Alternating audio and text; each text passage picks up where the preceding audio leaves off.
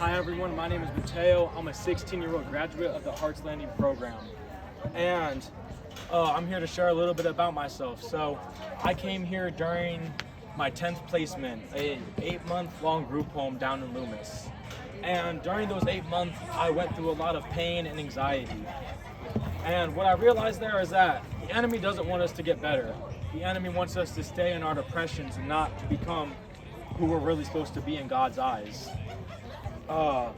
So for the past 3 to 4 years, I've struggled immensely with my mental health.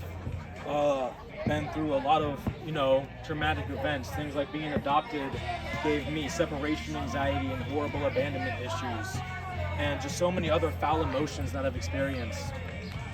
For the first 11 years of my life, I lived in Cincinnati, Ohio. And in Ohio, I had, a pretty good life.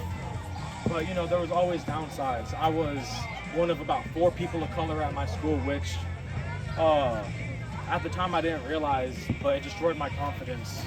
I felt out of place. I didn't feel like I belonged there because of my skin. And after about 11 years living there, I moved to California. And that's where my life took a horrible turn for the worse.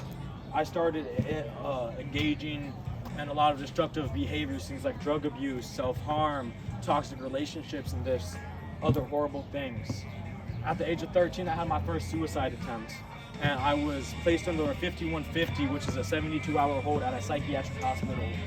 And that just tipped the domino effect over, and I went to 9 other placements, 5 other psychiatric hospitals, 2 group homes, and 2 rehabs. So at my most recent rehab, a place called the Camp Recovery Center, I experienced a reasonably traumatic event.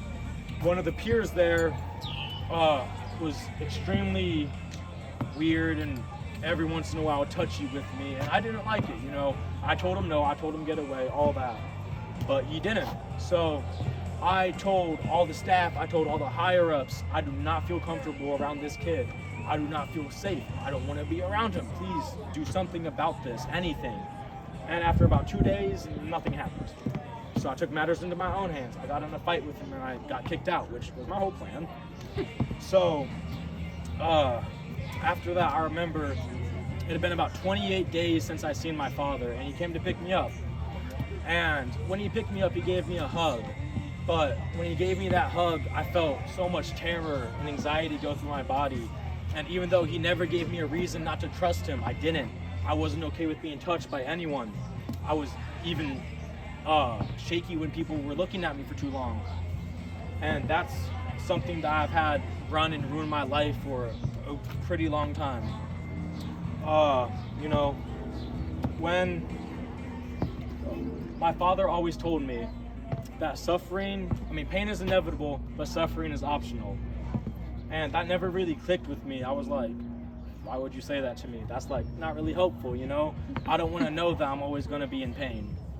But what I realized is that he was right.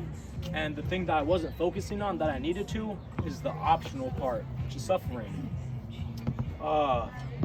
At the group home that I got sent to after I was kicked out, I realized that I had let problems run and define my life. My things like depression, anxiety, my trauma, I felt like that's what I was. That's all I saw myself as. I saw myself as a depressed kid who's never gonna get better. I saw myself as anxiety, and I didn't, actually who I am began to fade away in my own mind. So we're gonna do a little activity. I want everyone to think of a problem that they have. It doesn't have to be big, minor, or major, it doesn't matter. And if you feel comfortable enough, I would love if you would come write it down onto the mirror. Or, just keep them in your head. But what I want everyone to realize is what it's like to be in the middle of a depressive episode. It's like when you have... Oh, I thought you were going to say something, my bad. It's like having sunglasses on, and everything in life is negative. You see the negative in everything and anything. I could go to the beach and I'd be annoyed and angry the whole time because I just feel the sand between my toes or the wind that was too strong. And that's no way to live life. It isn't even living. You're breathing, but you're not really going through experiences. And yeah, it's just horrible. So I would like everyone to look in the mirror, please.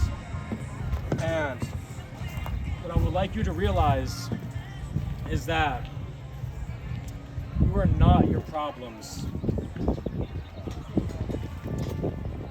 Your problems don't define you. Whatever it is you're going through, that feeling and emotion is temporary. And, you know, in the moment, it may seem like you're never going to make it out of the problems. It may seem like those are going to be stuck with you forever and that they're going to defy your life, but it's not true. You know, everything is temporary. Everything is temporary in life, the good and the bad. But there's one thing that isn't temporary, and that's God's love and God's kingdom. And I came to find sanctuary in His kingdom and His love because I used to think that no one loved me. But when I realized that God loves me, that's when things started to look up in my life. When I became more spiritual and more religious, I realized that there's so much more that God has to offer for me.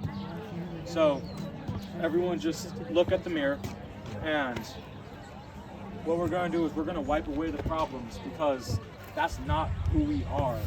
Our problems don't define our lives, they don't define our character, they don't define what we can become, and they don't define our potential. We are so much more than the negative, and we're so much more than the positive. You know, I found that a lot of people don't realize, you know, everything they can become because they're so stuck on the little things and the negative. And I don't want that for anyone or everyone. I don't want that for anyone. So remember, when you fall under the God's care, the slate's wiped clean. And that's what happened for me. I was, like I said, in the middle of depression, anxiety, and so much other bad things. But, you know, I'm here now. I've always wanted to speak in front of crowds since a little kid. And I'm here. I did it. Great. Thank you. Great job. Thank you.